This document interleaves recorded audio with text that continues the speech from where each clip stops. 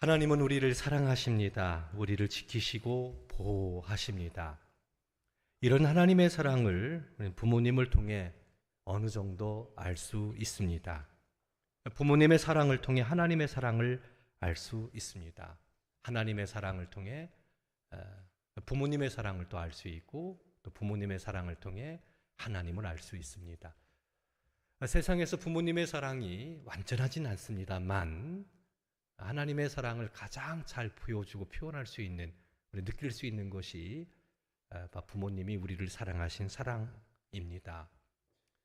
부모님은 우리를 낳아주셨고, 또 먹여주셨고, 업어주셨고, 입혀주셨고, 길러주셨고, 품어주셨습니다. 부모님은 항상 우리 편이십니다. 동시에 그 부모님처럼 하나님은 그렇게 우리를 사랑하십니다. 신명기 32장 10절 말씀을 보면 여호와께서 그를 황무지에서 짐승이 부르짖는 광야에서 만나시고 호위하시고 보호하시며 자기 눈동자같이 지키셨다라고 이야기를 합니다. 그 백성을 향한 하나님의 마음, 하나님의 사랑을 잘 적절하게 표현한 말씀입니다. 마치 부모님이 우리를 길러주시고 사랑하신 것처럼 그렇게 하나님이 우리를 사랑하신다는 겁니다. 예레미야 31장 20절 말씀을 보면 에브라임은 나의 사랑하는 아들, 기뻐하는 자식이 아니냐라고 표현하고 있습니다. 부모님의 사랑과 하나님의 사랑을 같이 이렇게 표현하고 있는 걸 볼 수 있습니다. 어머니가 자식을 위로함 같이 내가 너희를 위로한즉 이렇게 표현하고 있어요. 이사야서 말씀을 보면. 그러니까 어머니가 자식을 위로하는 것처럼 하나님이 우리를 위로하신다라는 겁니다. 그렇게 하나님이 우리를 사랑하시는 거죠. 예수님께서도 이렇게 말씀하셨습니다. 암탉이 제 새끼를 날개 아래 모음같이 내가 너희 자녀를 모으려 한 일이 몇 번이냐. 암탉이 새끼를 그 날개 아래 불러 모아 편안케 하고 안식하게 하잖아요. 그런 것처럼 주님께서 우리를 불러 모으셨다고, 사랑으로 돌보신다고 그렇게 표현하고 있는 걸 볼 수 있습니다. 하나님은 우리의 하늘에 계신 아버지가 되시고 그 하나님이 우리를 사랑하시고 지키시는 모습을 부모님의 사랑을 통해서 발견할 수 있다는 그런 얘기입니다. 우리 부모님은 우리에게 생명을 주셨습니다. 살과 피를 주셨습니다. 그리고 우리의 생명을 지켜주신 분이 우리 부모님이십니다. 동물들은 태어나면 그런 대로 그렇게 살아요. 대부분 그렇게 삽니다. 그러나 인간은 태어나서 부모님이 계시지 않으면 살아갈 수가 없어요. 아이가 태어났는데요. 있을 건 다 있어요. 그런데 아무것도 못합니다. 한 생명인데 누군가가 돌봐줘야만 살아갈 수 있는 것이 아기예요. 인간이라는 거죠. 부모님의 돌보심이 없으면 살아갈 수가 없습니다. 존재할 수가 없습니다. 낳아주신 부모님이 입혀주고 먹여주고 안아주고 업어줘야만, 그래야만 살 수가 있습니다. 3당 심리학자인 임종열 씨는 지금은 절판됐지만 어떤 책을 썼냐면 아주 그 책 제목이 재밌어요. 모신이라는 책을 썼습니다. 모신, 어머님이 신이라는 겁니다. 다시 말해서 자녀들에게 있어서 어머니의 존재, 부모님의 존재는 절대적이라는 겁니다. 반드시 곁에서 돌봐주고 지켜줘야만 되기 때문에 어머니의 존재를 그는 그 모신이라고 표현을 한 겁니다. 하나님은 등이 없기 때문에 어머니를 보내서 아이들을 업게 하셨고, 가슴이 없으므로 어머니의 가슴으로 아이들을 품게 하셨고, 생명 젖줄이 없기에 어머니를 보내서 생명의 젖줄로 아이들을 기르게 하셨습니다. 하나님을 대신해서 부모님이 따뜻하게 그 자녀들을 돌보고 사랑하신다는 거지요. 생명 주셨습니다. 그 생명을 지키시는 분이 바로 하나님이시라. 자녀에게 있어서 생명 주신 분은 부모님이고 그 생명을 지켜주는 분이 부모님인데 그처럼 하나님께서 우리에게 생명을 주시고 함께 하셨다라는 겁니다. 그렇다면 부모 자녀의 관계는 아주 분명해집니다. 하나님을 대신해서 부모는 자녀들을 양육해야 되는 겁니다. 돌보는 겁니다. 길러야 됩니다. 보살펴야 됩니다. 쉽게 얘기해서 안아주고 업어주고 품어줘야 됩니다. 어려움 겪을 때에 도와줘야 됩니다. 하나님을 대신해서. 부모의 자리가 그렇습니다. 그렇게 하나님을 대신해서 부모가 우리를 돌봐준다면, 사랑으로 길러준다면, 그렇다면 자녀는 그 부모에게 어떻게 해야 될까요? 하나님을 대신한 분이 부모님이라면, 그렇다면 하나님께 하듯 부모님을 공경하고 사랑해야 됩니다. 부모를 공경하라. 하나님 공경하는 것처럼 부모를 공경하라고 주님의 말씀, 주님은 말씀하셨습니다. 왜? 부모님이 하나님을 대신했기 때문에 그렇습니다. 그렇게 부모님을 공경하는 것을 하나님께서는 크게 기뻐하십니다. 그런 가정의 윤리가 세워지게 되는 겁니다. 그런데 놀랍게도 부모가 자녀를 사랑하는 것보다도 하늘에 계신 하나님이 우리를 사랑하신 사랑이 훨씬 더 크다라는 거. 세상에서 부모의 사랑만큼 큰 사랑은 없습니다. 저는 그렇게 생각합니다. 부부지간에도 동들림은 남이거든요. 근데 부모님은 그렇지 않아요. 그렇지 않은 부모가 있긴 하지만 보통 대부분 부모는 자녀를 사랑합니다. 부모처럼 자녀를 위하고 사랑하는 것은 사랑하는 사람 세상에 없습니다. 그런데 그 부모님의 사랑보다 훨씬 큰 사랑이 바로 하나님이 우리를, 하늘에 계신 아버지가 우리를 사랑하신 사랑이라는 것을 성경은 이야기합니다. 이사야서 49장 15절과 16절 말씀을 보면 여인이 어찌 그 정먹는 자식을 잊겠으며 자기 태에서 난 이를 긍휼을 여기지 않겠느냐. 혹시 그들은 혹시 잊을지라도 나는 너를 잊지 아니할 것이라 내가 너를 내 손바닥에 새겼다라고 말씀하고 있습니다. 젖먹이는 아이를 여인이 어떻게 잊을 수 있겠습니까? 버릴 수 있겠습니까? 그런 일은 없습니다.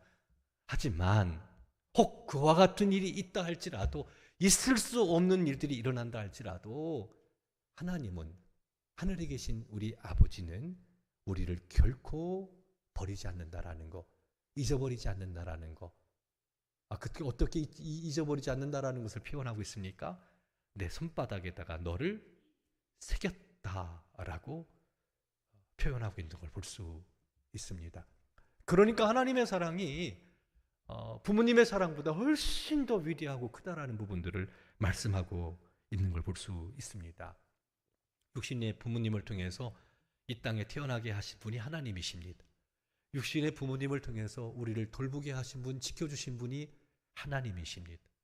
해를 주시고 달을 주시고 때를 따라 비를 주시고 햇살을 주셔서 살아가도록 은혜 베풀어 주신 분, 그 하나님의 은혜 가운데 우리가 살고 있다라는 거, 그 은혜와 사랑은 영원히 함께 한다라는 거, 변함이 없다라는 거 분명히 이야기하고 있습니다.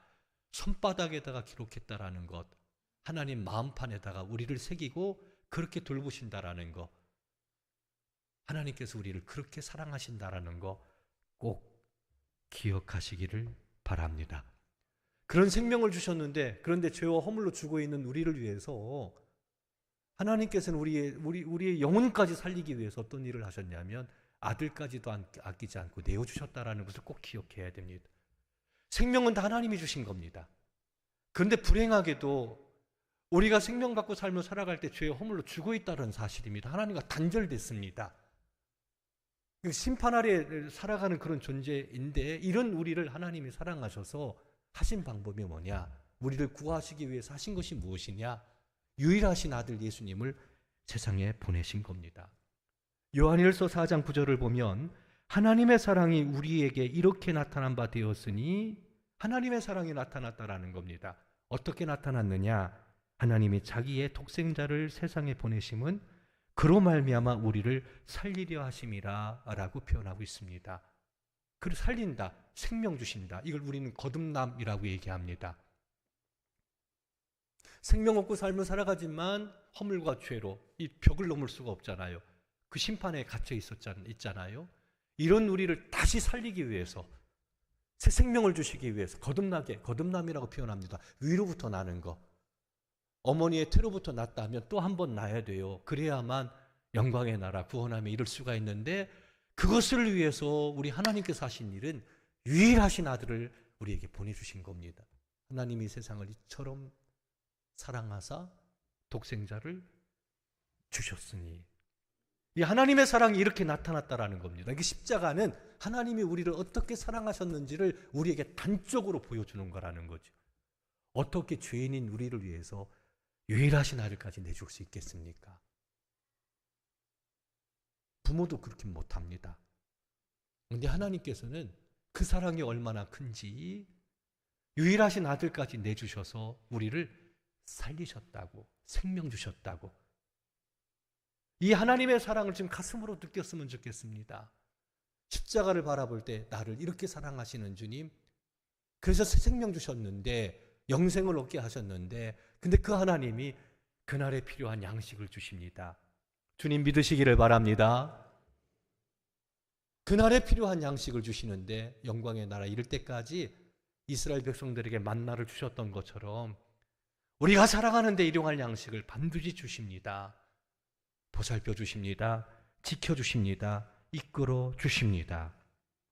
십자가는 그런 사랑을 우리에게 이야기합니다. 생명 주시고 그 생명을 지켜주시는 하나님, 새 생명 주셔서 영혼을 구원하시고, 그리고 우리가 살아가는 데 필요한 모든 것들을 채워주시는 하나님, 모든 것 다 잃어버린다 할지라도 유일하신 아들까지 우리를 사랑하셔서 내주신 하나님. 로마서 8장은 그렇게 말합니다. 아들까지 주셨는데 뭔들 못 주겠느냐. 아들까지 줬는데, 이게 하나님의 사랑인데 무엇이든들 너희들에게 필요한 것을 주시지 않겠느냐. 하나님의 사랑이 그런 사랑이라는 거, 그 사랑과 은혜 가운데 우리가 살고 있다라는 거, 이것을 꼭 기억하시기를 바랍니다. 보살펴 주십니다. 지켜 주십니다. 부모는 본능적으로 자식을 보호하고 길러줍니다. 자녀들이 아플 때 같이 아파합니다. 밤을 지새면서 함께 아파합니다. 자녀들을 업어서 기르고 아픈 마음으로 그 자녀들을 돌보는 것이 부모의 마음입니다. 자녀의 아픔은 곧 부모의 아픔이기도 합니다. 자녀는 그렇게 생각진 않지만 부모는 그런 것 같습니다. 부모는 항상 곁에 있습니다. 먼 외국 땅에 나가 있어도, 군에 가 있어도, 객지에 있어도 부모의 마음 가운데는요, 항상 그 자녀가 있습니다. 우리 그걸 본능적으로 느끼고 알고 경험하고 있지 않습니까? 20대 주부가 교회에 등록을 했어요. 그분은 미장원을 하시는 분이었는데, 교회에 등록한 이유를 물어보니까 아이의 건강을 위해서 교회에 등록했다고 이야기합니다. 아이 하나가 있는데 그 아이가 많이 아파요. 아프니까 교회 가서 하나님의 은혜로 아이가 건강해졌으면 좋겠다. 아이 때문에 신앙이 없었지만, 종교가 없었지만 교회에 나왔어요. 제가 물었어요. 그 많은 교회들 가운데서 왜 하필 우리 교회냐고. 더 좋은 교회도 있는데 왜 우리 교회에 나왔냐 물었더니, 동네에서 가만히 보니까 차돌맹이처럼 막 건강하게 씩씩하게 돌아다니는 아이가 있는데 저 아이가 누구냐 물어봤더니 저 수신교회, 수신성결교회 그 목사님 아들이라는 얘기를 들었다는 거예요. 참고로 수신성결교회는 제가 담임했던, 단독 목회했던 곳인데요. 천안 병천 아우네 장터 있잖아요. 바로 옆에 있는 그런 동네입니다. 그 동네에서 한 만 5년 그 사역을 감당했는데 한 4, 50명 정도 모여요. 작은 동네 마을인데 목사들이 건강해 보여요. 건강해가지고 저 교회 가면 좀 나을 것 같아서 그렇게 그 동네에서 저희 교회로 온 가정, 자녀 건강을 위해서 온 가정이요 3가정이나 됩니다. 우리 아들이 크게 효도했어요. 자녀 건강한 거, 왜 잔병 치레를 많이 하니까 너무 힘들고 어려운 거예요. 근데 한 11시에서 12시쯤, 12시가 좀 안 됐을 때, 밤 12시가 안 됐을 때 급하게 전화가 왔어요. 또 그 아이가 몸이 아픈 겁니다. 그래서 119를 불러서 병천 수신에서 천안까지 한 3, 40분 정도 걸리거든요. 거기에 급하게 간다고 목사님 기도해 달라고 늦은 밤에 전화를 받았습니다. 가만히 있을 수가 없어서 그 응급실로 한번 찾아가 봤는데요. 발을 동동 구르는 거예요. 작은 아이가 몸이 아파서 버들버들 떨고 있고 그걸 눈물 흘리면서 그 어머니가 지켜보는 겁니다. 그 미장원에 교회 새로 오신 그 부모가 지켜보는 겁니다. 마침 간호사가 이제 주사를 놓으려고 오는데 등을 돌려요. 차마 보지를 못하는 겁니다. 이미 여러 번 병원 신세를 졌기 때문에 손에는 막 피멍이 들어있는 거예요. 그거 있잖아요. 피멍이 들어서 다시 그 꽂는 모습을 볼 수가 없는 겁니다. 뒤 돌아서서 발을 동동 구리는 그 어머니의 모습. 기도해주고 이제 돌아오는 길에 문득 시편 121편 말씀이 생각났습니다. 하나님은 졸지도 아니하시고 주무시도 아니하시고 우리를 지키신다라는 거. 하나님은 우리를 떠나지 않고 우편에서 그늘이 되어주셔서 낮의 해와 밤의 달이 상하게 하지 못하고 해치지 못한다라는 거. 응급실에서 그 아픈 아이를 간호하고 있는 발을 동동 구르면서 울고 그 곁을 지키고 있는 그 성도님 모습에서 시편 121편의 그 하나님의 모습을 보게 됐습니다. 하나님은 그렇게 우리를 떠나지 않고 우리를 지키신다고 말씀하십니다. 오늘 본문 말씀을 보면 경악을 금치 못합니다. 솔직히 그랬습니다. 오늘 이사야서 46장 3절과 4절 말씀 읽어드린 말씀을 보면 야곱의 집이여 이스라엘의 집에 남은 모든 자여 내게 들을지어다. 배에서 태어남으로부터 내게 안겼고 태에서 남으로부터 내게 업힌 너희여 라고 기록하고 있습니다.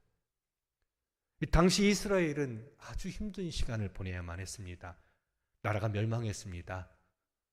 참 고통스러운 그런 시간이었습니다. 그런데 이사야 선지자를 통해서 하나님께서는 말씀하십니다. 내게 들을지어다. 배에서 태어남으로부터 내게 안겼고 태에서 남으로부터 내게 업힌 너희여 라고 말씀하고 있습니다. 그러니까 하나님께서 이스라엘 백성 지금 상황이 무척 힘들고 어려운 상황이었는데 그들을 배에서 태어남으로부터 안으셨다라는 겁니다. 그 표현을 보십시오. 내가 너를 안았다. 태에서 남으로부터 내가 너를 업었다. 안으시고 업으셨다라는 겁니다. 지금도 변함없이. 놀라운 사실은 그래서 오늘 본문을 가지고 설교 제목을 이 말씀대로 한번 정해보았는데 노인에 이르기까지 백발이 되기까지라는 표현이 나옵니다. 말씀을 띄워주시면 이렇게 되어 있어요. 너희가 노년에 이르기까지 내가 그리하겠고 백발이 되기까지 내가 너를 품을 것이라 라고 말씀합니다. 노년에 이르기까지 내가 그리하겠고 백발이 되기까지 내가 너희를 품을 것이라. 왜요? 내가 너를 지었은즉 내가 업을 것이며 내가 품고 구하여 내리라. 하나님의 말씀입니다. 인정하든 인정하지 않든 우리 성도 여러분들이 하나님은, 하늘에 계신 하나님은, 그 신실하시고 성실하신 하나님은 우리를 안으시고 업으시고 품으시고 구하신다는 겁니다. 한번 따라해 볼까요? 안아주시는 하나님, 업어주시는 하나님, 품어주시는 하나님, 구하시는 하나님, 우리가 믿는 하나님, 그 하나님은 노년에 이르기까지 백발이 되기까지 안아주시고 업어주시고 품어주시고 구원하신다는 겁니다. 마치 부모님이 우리를 그렇게 사랑하는 것처럼 하늘에 계신 우리 하늘 아버지는 그렇게 우리를 사랑으로 돌보시고 지키신다고 말씀하셨습니다. 참으로 놀라운 말씀이 아닐 수 없습니다. 이 사랑 안에 우리가 있다라는 거 잊지 마십시오. 지금 죄를 보면서 징계를 받고 있는 상황입니다. 선한 것 아무것도 기대할 수 없는 것이 이스라엘 백성들입니다. 그러나 하나님은 변함없이 언제든지 그 백성을 안아주셨고 업어주셨고 품어주셨고 그 환난에서 반드시 건지신다라고 말씀하셨습니다. 사도 베드로는 주 예수님을 믿는 이들에게 이렇게 말합니다. 하나님의 능하신 손 아래에 있다라고 표현합니다. 하나님의 전능하신 손 아래에 너희들이 있다고. 베드로 전후서 말씀은 이스라엘 백성이 예수 그리스도를 믿는 이들이 극심한 박해를 받아서 흩어져서 지낼 수밖에 없는 나그네로 삶을 살아갈 수밖에 없는 참 힘들고 어려운 시간을 보내고 있었는데 그들을 향해서 베드로 사도가 뭐라고 얘기하느냐? 하나님의 능하신 손 아래에 있다고. 하나님의 능하신 손이 너희를 돌보고 있다고. 그러므로 염려하지 말라고, 걱정하지 말라고. 비록 나그네처럼 흩어져서 고단하고 힘든 삶을 살지만 하나님께서 예수 그리스도 안에서 너희를 지키고 있고 돌보신다라는 것. 이사야서 말씀을 근거로 본다면 안아주시고 업어주시고 품어주시고 구원하신다라는 것, 그리고 영광의 나라에 이르게 하신다라고 말씀하시기 때문에 걱정하거나 염려하지 말라고. 주님의 말씀입니다. 하나님이 우리를 사랑하심을 믿으시기 바랍니다. 업어주심을 믿으시기를 바랍니다. 안아주십니다. 품어주심을 믿으시기를 바랍니다. 여러 가지 힘들고 어려운 상황에서 하나님의 능하신 손으로 우리를 돌보시고 구원하신다라고 약속하셨습니다. 하나님의 사랑은 변함이 없습니다. 회전하는 그림자가 없으신 것이 하나님의 사랑입니다. 우리로서는 말로 다 표현할 수 없는 큰 사랑을 우리가 받고 있습니다. 인생의 거친 풍랑을 만나 때로 힘들 수는 있지만 두려움에 떨고 있긴 하지만 하나님께서 여전히 우리를 돌보시고 사랑하신다라는 거 기억하시기를 바랍니다. 거기다 그 하나님은요, 우리의 허물을 덮어주시는 분입니다. 부모님을 생각하면 전 참 좋아요. 언제나 뭐든지 요구한 대로 주시는 분이 부모님이셨습니다. 언제나 제 곁을 지켜주셨던 분이 부모님이셨습니다. 그래서 부모님을 생각하면 참 좋아요. 지금도 하나님 품에 계시지만 그리워요. 그리고 사랑하고 있어요. 부모님은 그래요. 저한테 그래요. 언제나 제 편이었어요. 내가 허물이 많아도 잘못하고 들어와서도 따끔하게 혼은 나긴 하긴 했어도 부모님은 언제나 제 편이었던 것을 저는 부인할 수가 없습니다. 쌈해 주시고 감싸 주셨던 분입니다. 자식은 부모님이 죽으면 돌아가시면 땅에 묻지만 부모님은 그 자식을 가슴에 묻는다고 하잖아요. 자식은 그 부모의 사랑을 다 헤아릴 수 없다라고 생각을 합니다. 측량할 수가 없습니다. 항상 제 편이셨던 거. 강철중이라는 영화를 보면 비 오는 밤, 늦은 밤, 번개치는 밤, 아들이 부모의 유산을 노리고 그 부모를 죽이는 아주 참혹한 장면이 나옵니다. 비참하게 아들이 부모의 유산을 생각해서 유산을 얻으려고 아버지를 찌르고 어머니를 찌릅니다. 아버지는 그 자리에서 즉사를 했고요. 어머님은 이제 죽어가고 있습니다. 그것을 그 자식이 지켜보는 거예요.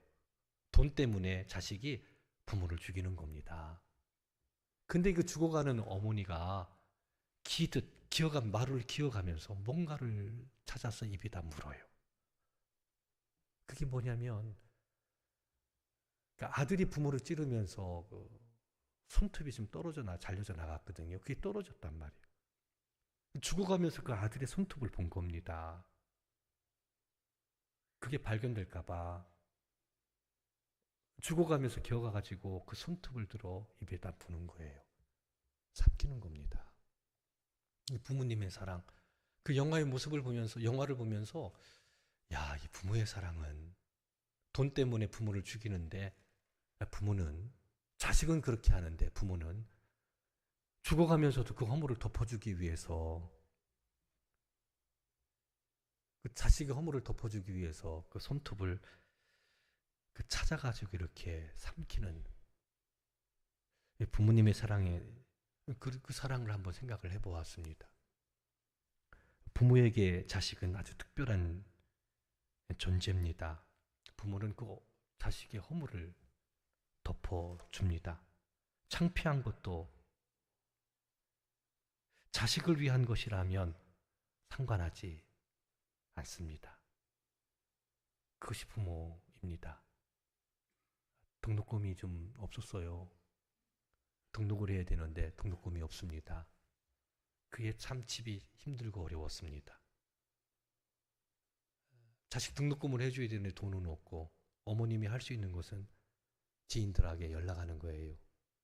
등록금 내야 되는데 좀 꺼달라고. 그렇게 흔쾌히 응해주면 별 문제는 없을 거예요. 근데 거절당할 때 미안한 마음도 들고 또 창피하기도 하고 그렇게 전화를 거시더라고요. 서울에 있는 어머니의 친구의 자녀가 돈을 빌려준다고, 그런데 서울로 와야 된다고. 제가 왜 어머니를 따라갔나 몰라요. 길을 안내해 주기 위해서 따라가긴 했는데 지금 같으면 차라리 휴학을 했을 텐데 어머니를 모시고 거기에 갔다 돌아오는데요. 지금 생각해 보면 아주 지워버리고 싶은 그런 순간이었어요. 그랬어요. 지금 그런 마음이에요. 근데 그게 어머니의 사랑이더라고요. 창피한 것도요. 그 문제되질 않아요. 왜? 자식 교육시켜야 되니까, 해줘야 되니까. 이게 부모의 마음이 바로 그런 마음인 겁니다. 그래서 어머님은 항상 제 편이었고, 저의 필요를 채워주기 위해서 창피한 것도 마다하지 않는 그런 분. 그래서 저도 어머님을 사랑합니다. 부모님의 사랑이 그런 거지요. 창세기 3장 21절 말씀을 보면 여호와 하나님이 아담과 그의 아내를 위하여 가죽옷을 지어 입히시니라 라는 기록이 나옵니다. 아담과 하와가 범죄했습니다. 하나님을 배반했잖아요. 그래서 부끄러운 모습을 보게 됩니다. 그 수치를 가리기 위해서 나무 잎으로 치마를 입었는데, 옷을 입었는데 이것이 말아 올라가는 거예요. 부끄러운 모습이 나타나니까, 드러나게 되니까 하나님께서 그 아담과 하와, 범죄한 아담과 하와를 위해서 가죽옷을 입혀 그 부끄러움을 가려주시는 거예요. 부끄러움을 가려주신 거예요. 성경 말씀을 보면 하나님께서 그리스도로 우리를 옷 입혀주셨다라는 말씀이 나옵니다. 예수 그리스도, 하나님의 아들 예수 그리스도, 그분은 우리의 수치와 허물을 덮어주기 위하여 십자가에 피 흘려 돌아가셨습니다. 우리의 수치를 가려주기 위해서 벌거벗은 몸으로 창피를 당하셨고 수치를 당하면서 그렇게 십자가에 달려 죽으셨습니다. 그 죽음을 통해서 우리 모든 허물이 덮여지게 되었고 용서를 받아 하나님 앞에 설 수 있는 그 은혜를 누리게 된 겁니다. 그 크신 하나님의 사랑은 말로는 다 표현할 수 없습니다. 세상에서 부모의 사랑보다 큰 사랑은 없습니다. 근데 성경은 이 부모의 사랑보다도 하나님의 사랑이 더 크고 숭고하다라는 것을 우리에게 말씀하고 있습니다. 생명 주신 하나님, 지켜주시는 하나님, 삶의 필요를 채워주시는 그 하나님, 단적으로 오늘 본문 말씀은 그렇게 표현하지요. 안아주시는 하나님, 업어주시는 하나님, 품어주시는 하나님, 구하여 주시는 하나님, 노년에 이르기까지, 백발이 되기까지 변함없는 그 사랑으로 우리를 지키시고 사랑으로 보살펴 주신다는 그 말씀을 기억하시고 그 사랑에 감사해서 영광 돌리는 우리 성도 여러분들이 되기를 주님의 이름으로 축원합니다. 그런 하나님의 사랑의 모습으로 우리를 돌봐주시고 길러주시고 이끌어주신 육신의 부모님 효도하시기 바랍니다. 그것을 하나님께서 크게 기뻐하시고 그렇게 할 때 하나님께서 잘 되게 해주시겠다, 형통하게 하시겠다 약속하셨습니다. 잊지 마십시오. 하늘에 계신 하나님께서 우리를 놀랍도록 사랑하신다라는 거, 노년에 이르기까지, 백발이 되기까지 우리를 사랑으로 돌보신다라는 거 꼭 기억하시고 그 그 은혜 아래서 복되게 살아가는 우리 아연의 가족이 되기를 주님의 이름으로 축원합니다. 이 시간 우리